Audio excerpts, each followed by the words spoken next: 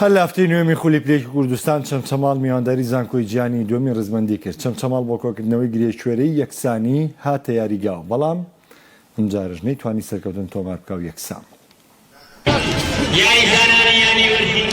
لە هەفتەی نوێمی خولی پلەیەکی کوردستان چەمچەماڵ لە ناو یاریگا و هەندەرانی خۆی بە درێژی سپی و میوانداری زانکۆی جیهانی دووەمی ڕزبەندی کرد کە بە درێژی زەردەوە هاتنە یاریگاوە. چەمچەماڵ بۆ بردنەوە و کردنەوەی گرێکوێری یەکسان بوون و زانکۆی جیهانیش بۆ پتەوکردنی پێشەوەی ڕزبەندی یاریان دەست پێ کرد.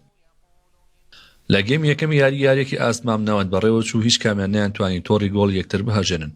لە گەیمی دووەم چەمچەماڵ باشتر دەرکەوت و لە 1-2 هەلی گۆڵکردن نزیک بوون ئەنجامی یاریەکە بگۆڕن، بەڵام هاوشێوەی گەیمی یەکەم گۆڕانکاری لە ئەنجامی یاری ڕووی نەدا و بە ئەنجامێکی سپی یاری بەکۆتا هات.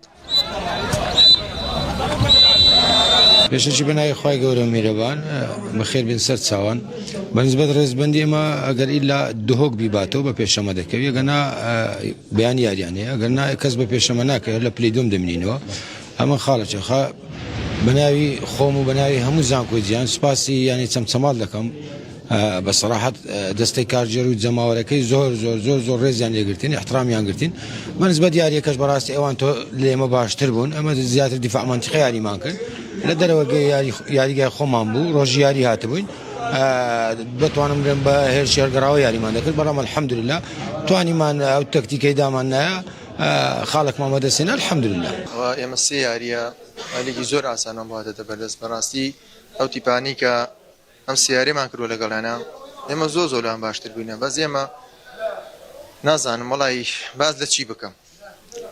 ئەمڕۆژ لەگەڵ زانکۆی جیهانی یاریمان بوو لە ساحی کۆمانی یارگەشتان بەچاو خۆتان بینی، ئەمە فرسەی باشمان فەوتان و یاریی جوانیشمان کرد، بەس یاری جوانکردنی سفادەی نیە، ئیلا بێ بیبیتەوە.